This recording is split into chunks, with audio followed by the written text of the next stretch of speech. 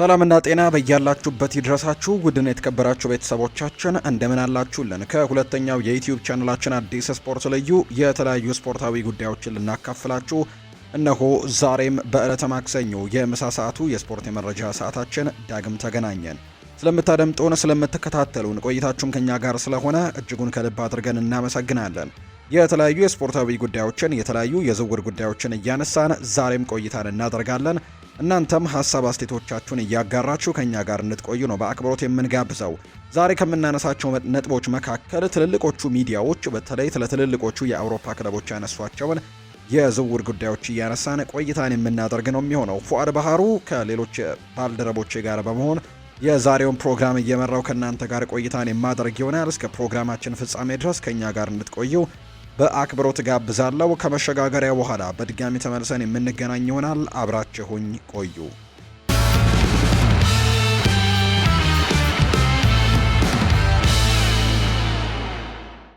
ወደ ቀዳሚው መረጃችን እናምራ። ሊቨርፑል የቶትናም ሆትስፐርሱን አማካይ ሉካስ ቤርግቫልን ለማስፈረም ፍላጎት እንዳለው ተዘግቧል።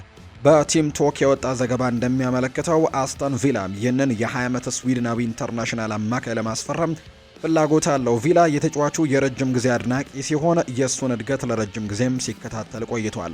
በሌላ በኩል ቸልሲ በጥር ወር ቤርግቫልን ለማስፈረም ሙከራ አድርጎ ነበር። ቤርግቫል ክለቡን ከተቀላቀለ በኋላም ለቶትንሃም ጥሩ ብቃትን እያሳየ ሲሆን በክለቡ ውስጥም ከፍተኛ ግምት የሚሰጠው ተጫዋች ነው። ክለቡ በተለይም ለፕሪሚየር ሊግ ተቀናቃኙ የእሱን መልቀቅ እንዲፈቅድም አይፈልግም። በውድድር ዘመኑ መጨረሻ ሊቨርፑል ወይም አስተን ቪላ ለሱ ጥያቄ ያቀርቡ እንደሆነ ማየቱ አስገራሚ ያደርገዋል። ሊቨርፑል ተጫዋቹን ለማስፈረም ፍላጎት እንዳለው ያስመዘገበ ሲሆን የክለቡ አመራሮችም የሱን እድገት እየተከታተሉት ነው የሚገኘው። ቶተንሃም ለተጫዋቹ ከፍተኛ ግምት የሚሰጠው ሲሆን በአሁኑ ወቅትም በአውሮፓ እግር ኳስ ውስጥ ካሉ ምርጥ ወጣት ተሰጥኦዎች አንደኛው እንደሆነ ያምናል።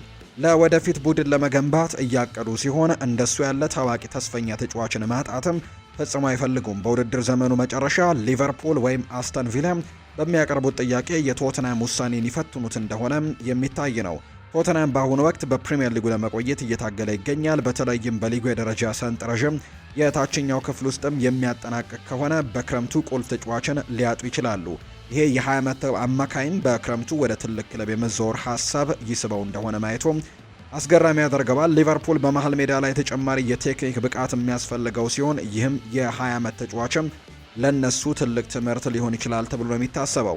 በመሃል ሜዳ ላይ የፈጠራ ችሎታንና ግቦችን ይጨምራል። ሊቨርፑል በሀገሪቱ ካሉ ትልልቅ ክለቦችም አንደኛው በመሆኑ ለነሱ የመጫወት እድልም ለወጣቱ ተጫዋችም በጣም ሊስበው እንደሚችል ጭምር ነው የሚታመነው።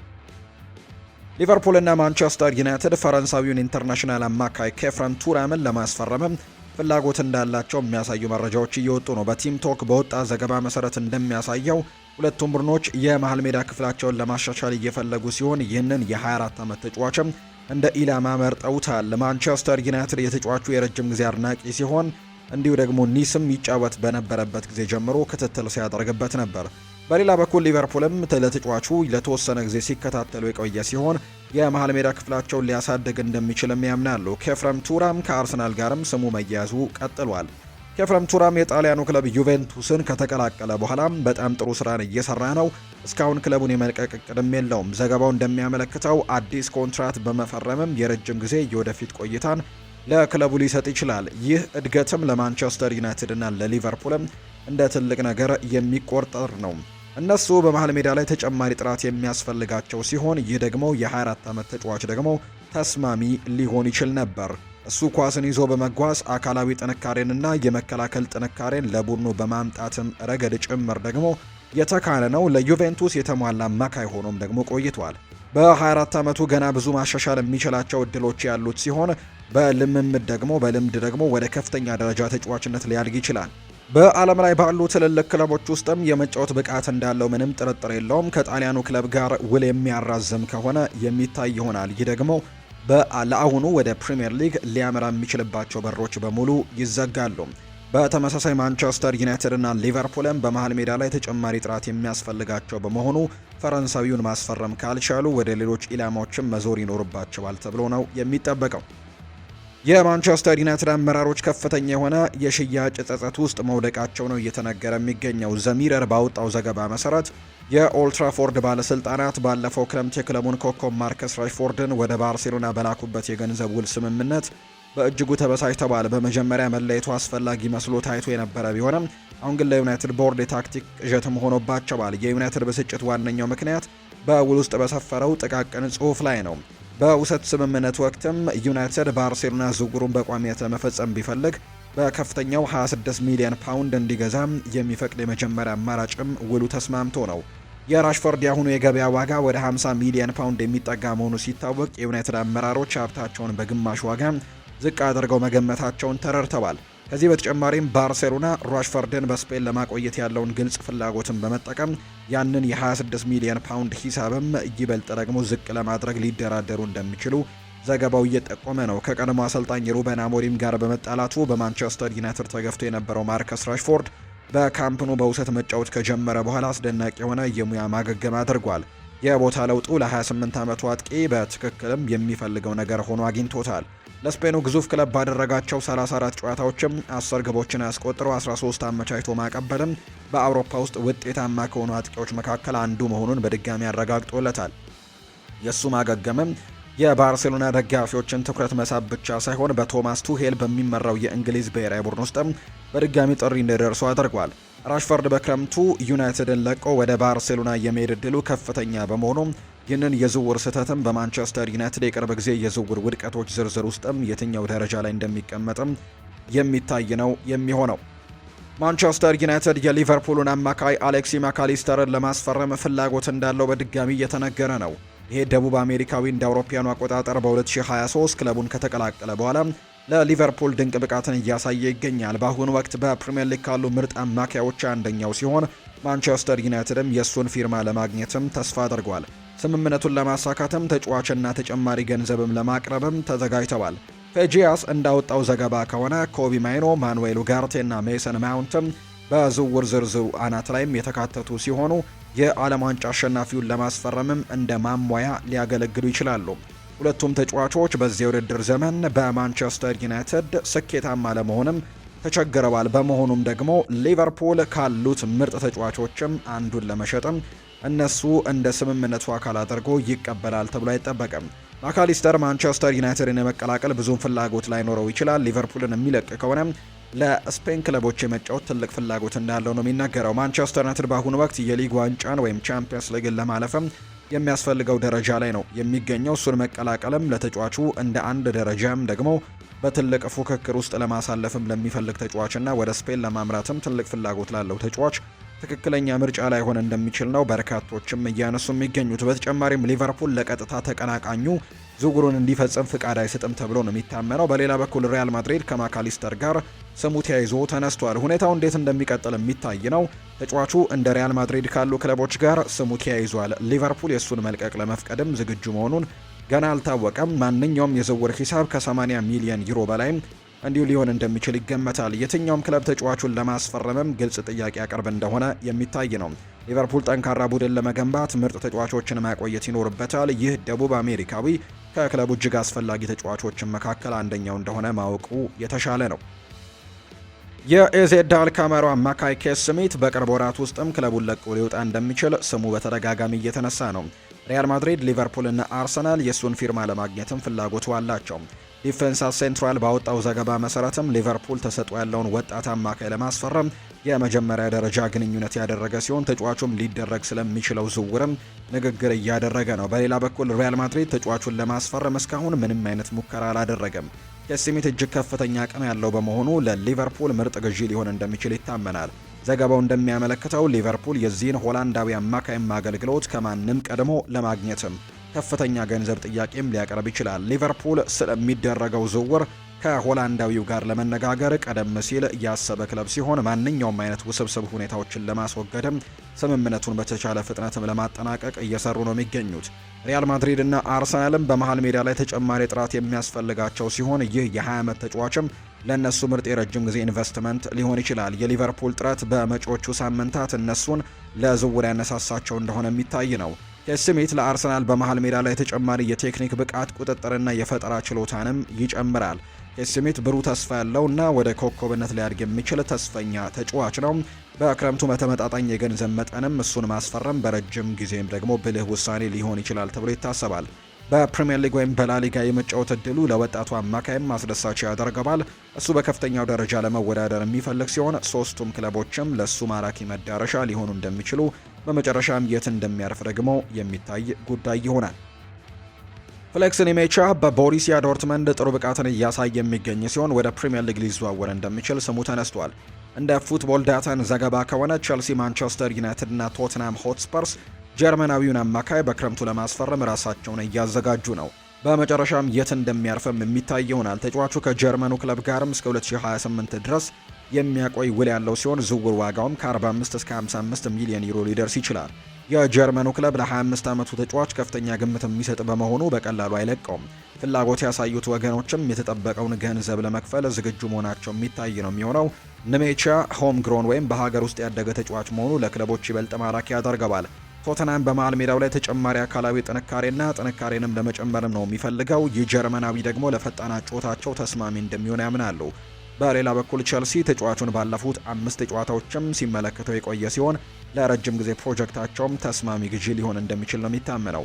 ማንቸስተር ዩናይትድን በተመለከተ ነሜቻ በውድድር ዘመኑ መጨረሻም ክለቡን ይለቃል ተብሎ ለሚጠበቀው ካሴሜሮ ጥራት ያለው አማራጭ ሊሆን ይችላል ብለው ያምናሉ። የቀድሞ የማንቸስተር ሲቲ አካዳሚ ተጫዋችም ብራዚላዊውን የሚተወውን ክፍተትም ሊሞላ ይችላል ተብሎ ይታሰባል። ሶስቱም ክለቦች የተጠየቀውን ዋጋ ለመክፈል የሚያስችል የፋይናንስ አቅም አላቸው። በመጨረሻም የት እንደሚያበቃ ማየቱ ደግሞ አስገራሚ ያደርገዋል። በፕሪሚየር ሊግ የመጫወት እድል ለእሱ አስደሳች ይሆናል። ይኸውም በሙያው አንድ ደረጃ ከፍ እንዲልና ራሱን በከፍተኛው ደረጃ እንዲፈትንም ይረዳዋል። ምንም እንኳን የተጠየቀው 45 እና 55 ሚሊዮን ዩሮ አሁን ላይ ከፍተኛ ቢመስልም የ25 ዓመቱ ተጫዋች ለወደፊት ለተደረገለት ኢንቨስትመንትም ተገቢ መሆኑን ሊያረጋግጥ ይችላል የሚል መረጃ እየወጣ ነው የሚገኘው። እንደ ካልቺዮ መርካቶ ዘገባ ከሆነ ዩቬንቱስ የግራ መስመር መከላከል ክፍሉን ለማጠናከር የቶተንሃሙን ተከላካይ ደስቲን ኡዶጊን እንደ ዋነኛ ኢላማ መርጠውታል። የጣሊያኑ ግዙፍ ክለብም በአሁኑ ወቅት በአሊያንዝ ስቴዲየም የሚገኘውን የመስመር ተከላካይ አንድሪያ ካምቢያሶ ሊሰናበት የሚችልበት የክረምት ሽግግር እያዘጋጀ እንደሆነ ተዘግቧል። እስከ 2029 ድረስም ውል ያለው ካምቢያሶ በ2025-26 የውድድር ዘመን የመጀመሪያው አጋማሽም ወጥ ያልሆነ ብቃትን አሳይቷል። በቅርቡ በደርቢ ዲ ኢታሊያ በኢንተር ሚላን 3-2 በተሸነፉበት ጨዋታ ጎል ማስቆጠር ቢችልም ተከታታይነት ያለው ብቃት ለማሳየት ግን ተቸግሯል። ዩቬንቱስ በ40 ሚሊዮን ዩሮ ለሚገመተው ለዚህ የ25 ዓመት ተጫዋችም ተገቢውን ጥያቄ ካቀረበ ለመሸጥ ፈቃደኛ ሲሆን እንደ ማንቸስተር ሲቲ እና ባየር ሚኒክ ያሉ የፕሪሚየር ሊግ ክለቦችም ቀደም ሲል ከተጫዋቹ ጋር ስማቸው ተነስቷል። ካምቢያሶ የሚለቅ ከሆነ የዩቬንቱስ አመራሮች የእሱን ቦታ እንዲተካ የተመረጠው ተጫዋችም ቀድመው ለይተዋል። ደስቲን ኡዶጊ በሄላስ ቬሮና ያደገና በኡዲኒዜ ኮከብ ሆኖ ብቅ ያለም በመሆኑም ለሴሪኤው አዲስ አይደለም። የቴክኒክ ብቃቱና ታላቅ አካላዊ ቁመናውም ለዩቬንቱስ ታክቲካሊ ለውጥም ተስማሚ ያደርገዋል። በ23 ዓመቱ ደስቲን ኡዶጊ ዩቬንቱስ ቡድኑን ሊገነባበት ለሚፈልገው ወጣትና ተለዋዋጭነት ተሰጥቶም መግለጫ በትክክል ይስማማል። ካምቢያሶ በክረምቱ የሚለቅ ከሆነ ክለቡ ይፋዊ ጥያቄ ለማቅረብም ዝግጁ እንደሆነ ነው የተገለጸው። ደስቲን ኡዶጊ ለቶተናም ምርጥ ግዢ ነበር። ወደ ሰሜን ለንደን ካመራ በኋላ ኡዶጊ በቶተናም ስብስብ ውስጥም ቁልፍ ተጫዋች መሆኑን አረጋግጧል። ስፐርስ እንደ አውሮፓውያኑ አቆጣጠር በ2025 በዩኤፋ ዩሮፓ ሊግን ሲያሸነፍም በበርካታ ቦታዎች ላይ የመጫወት ብቃቱንም በማሳየት ትልቅ ሚናን ተጫውተዋል። በአሁኑ የቶተናም አወቃቀር ውስጥም በጣሊያን የነበረውን ፈጣን የማጥቃት እንቅስቃሴ ሳይተው በመከላከል ረገድም ጎል ምስዋል። ይሁን እንጂ እስከ 2030 ድረስም የሚቆይ ውል ስላለው ቶተናም በድርድር ረገድ የበላይነቱን ይዟል። ዩቬንቱስ ተጫዋቹ ወደ ሀገሩ የመመለስ ፍላጎት ቢኖረውም ይህንን የጉልበት ምንጭ ወይም ፓወር ሃውስን ከቶተናም ስቴዲየም ለማውጣትም ስፐርስ መጀመሪያ ከከፈለው 18 ሚሊዮን ዩሮ ጋርም እጅግ የላቀ ሂሳብም ሊጠይቀው ይችላል ተብሏል። ስፐርስ በሀገር ውስጥ ውድድሮች እጅግ ደካማ የውድድር ዘመንን ካሳለፈ በኋላ በክረምቱ በርካታ ኮከብ ተጫዋቾቹን ሊያጣ ይችላል። ከእነዚህም አንዱ ክሪስቲያን ሮሜሮ ነው። ሮሜሮ በክለቡ ሁኔታ ተበሳጭቶ እንደሚገኝና በክረምቱ ሊለቅ እንደሚችል እየተነገረ ነው። ሪያል ማድሪድ እና አትሌቲኮ ማድሪድን ጨምሮ በርካታ ክለቦችም እሱን ለማስፈረም ፍላጎት እንዳላቸው የሚያሳዩ መረጃዎች ደግሞ በትልቁ እየወጡ ይገኛሉ በዚህ ሰዓት። ሌላኛው ስሙ ከዝውውር ጋር እየተነሳ ያለው ኮከብ ተከላካይ ደግሞ ሚኪ ቫን ደ ቬን ነው። ሊቨርፑል ተጫዋቹን የቨርጂል ቫን ዳይክ የረጅም ጊዜ ተተኪ አድርጎ ለማስፈረምም እንደ አስገራሚ ተፎካካሪም ብቅ እንዳለ ጭምር ነው የሚነገረው። የኒውካስል ዩናይትዱ ግብ ጠባቂ አድሴያስ በውድድር ዘመኑ መጨረሻም ክለቡን ለቆ ሊወጣ እንደሚችል ስሙ ተነስቷል። ስፖርት ዊትነስ ባወጣው ዘገባ መሰረት የ31 ዓመቱ ግብ ጠባቂ በክረምቱ ከክለቡ ለመልቀቅ ግፊት እያደረገ ነው። ይህ ግሪካዊ ኢንተርናሽናል እንደ አውሮፓውያኑ አቆጣጠር በ2024 ከኖቲንግሃም ፎረስት ኒውካስልን ከተቀላቀለ በኋላ የመሰለፍ ዕድልን ለማግኘት ተቸግሯል። ኒውካስል ዩናይትድም እሱን ለማስፈረምም 20 ሚሊዮን ፓውንድም እንዲሁ የከፈለ ቢሆንም አሁን ላይ ግን በክለቡ እቅድ ውስጥም ቁልፍ ቦታ የለውም የሚሉ መረጃዎች ናቸው በትልቁ እየወጡ እንደሚገኝ ዘገባዎቹ እየጠቆሙ የሚገኙት። ግብ ጠባቂው ባለፈው ክረምት በውሰት ሲቪያን የተቀላቀለ ሲሆን ለክለቡም ወሳኝ ተጫዋች ሆኖ ቆይቷል። አሁን ላይ የውሰት ውሉ ሲያበቃ የሴቪያ ቋሚ ተጫዋች ለመሆን ይፈልጋል። ወኪሎቹም ቋሚ ዝውውር እንዲፈጽም ግፊት እያደረጉ ሲሆን ኒውካስል መልቀቁን ይፈቅድ እንደሆነም የሚታይ ይሆናል። እሱ ጥሩ ብቃት ያለው ተጫዋች መሆኑን በኖቲንግሃም ፎረስት በነበረው ቆይታ አሳይቷል። በአሁኑ ወቅትም ሴቪያ ለሱ ተስማሚ ቦታ ይመስላል። ኒውካስል ለተጫዋቹ የከፈለውን 20 ሚሊዮን ፓውንድም መልሶ ያገኛል ተብሎ የማይታሰብ በመሆኑ በኪሳራ ለመሸጥም ይገደዳል። ኒውካስል በአሁኑ ወቅት ኒክ ፖፕን እና አሮን ራምስዴልን የያዘ በመሆኑ ግሪካዊው ኢንተርናሽናል ከፍላጎቱ ውጭ ማቆየትም ትርጉም አይኖረውም። ተጫዋቹ ዋጋው ሳይወርድም አሁን ባለበት ደረጃ መሸጥ ይሻላቸዋል። በተቀያሪ ወንበር ላይ መቀመጡ ዋጋውን ይበልጥም እንዲቀንስ ብቻ ነው የሚያደርገው። ሴቪያ በክረምቱ እሱን ለማስፈረም ይፋዊ ጥያቄ ያቀርብ እንደሆነ ማየቱ አስገራሚ ያደርገዋል። በረጅም ጊዜ ለክለቡም ጠቃሚ ተጫዋችም ሊሆን እንደሚችል ጭምር የሚያሳዩ ዘገባዎች ናቸው እየወጡ የሚገኙት። ሌላኛው የምናነሳው ጉዳይ ደግሞ ሉካ ዲኜ በውድድር ዘመኑ መጨረሻ አስተን ቪላን ለቆ ሊወጣ እንደሚችል ስሙ እየተነሳ ነው። እንደ ሚዲያ ፉት ዘገባ ከሆነ ይህ የ32 ዓመት ተጫዋችም ለዌስት ሚድላንዱ ክለብ ጠቃሚ ተጫዋች ሆኖ የቆየ ሲሆን ሊል አሁን ላይ ተጫዋቹን ወደ ቀድሞ ክለቡ ለመመለስም እየፈለገ ይገኛል። ወደ አደገበት ክለብም የመመለስ ሀሳብ ይስበው እንደሆነ ማየቱ አስገራሚ ይሆናል። ሉካ ዲኜ በቅርቡ ከኤሲ ሚላን ጋር ስሙ ተያይዞ እንደነበርም እናስታውሳለን። ዲኜ ለአስተን ቪላ በጣም ጠቃሚና ቁልፍ ተጫዋች ነው። ከክለቡ ጋርም እስከ 2028 ድረስም የሚያቆይ ውል ያለው ሲሆን የእንግሊዙ ክለብም የእሱን መልቀቅ ይፈቅድ እንደሆነ የሚታይ ይሆናል። ክለቡ ለቻምፒየንስ ሊግ ማጣሪያ እየተፎካከረ ባለበትና በሚቀጥለው የውድድር ዘመን ለዋንጫዎች ለሚታገለ በሚያቅድበት በዚህ ወቅትም እንደሱ ያለ ልምድ ያለው ተጫዋችን መሸጥ አይፈልግም። ሊል ደግሞ አስተን ቪላን ለማስማማትም ማራኪ የዝውውር ጥያቄ ማቅረብ ይኖርበታል። ዲኜ በፕሪሚየር ሊጉ አስተማማኝ ብቃት ያሳየ በመሆኑ ለፈረንሳዩ ክለብ ምርጥ ግዢ እንደሚሆን ጥርጥር የለውም። ክለቡን ለማሻሻል የሚያስችል ብቃትና ልምድ አለው። ቀደም ሲልም በነበረው ቆይታ ክለቡን በሚገባ የሚያውቅ በመሆኑ ፈጣን ተጽዕኖም ሊፈጥር ይችላል ተብሏል። የፈረንሳዩ ክለብ በሚቀጥሉት ወራትም ጥያቄ በማቅረብም የአስተን ቪላን ውሳኔ ፈትነው እንደሆነ የሚታይ ነው የሚሆነው። ቪላ ጠንካራ ቡድን ለመገንባት ከፈለገ ምርጥ ተጫዋቾቹን ማጣት የለበትም። ፈረንሳዊው ዓለም አቀፍ ተከላካይም ክለቡን እንዲለቅ ከመፍቀዳቸው በፊት ጥራት ያለው ተተኪ መፈለግ ይኖርባቸዋል። እሱ ለቡድኑ አስፈላጊ ተጫዋች ብቻ ሳይሆን የመልበሻ ክፍልም መሪዎች መካከል አንደኛው እንደሆነ ነው የሚነገረውና ይህንን ተጫዋች መልቀቅ ከባድ ሊሆን እንደሚችል ነው የተገለጸው። ፎክስ ስፖርት ባወጣው ዘገባ መሰረት የቶተንሃም ኮከብ ሻቪ ሲሞንስ የተሰጠውን የእረፍት ጊዜ በመሰረዝ በልምምድ ማዕከሉ ለመቆየት የግል ውሳኔውን አሳልፈዋል። ይህ ቁርጠኝነቱ በደጋፊዎች ዘንድም በፍጥነት ተወዳጅነትን አትርፎለታል።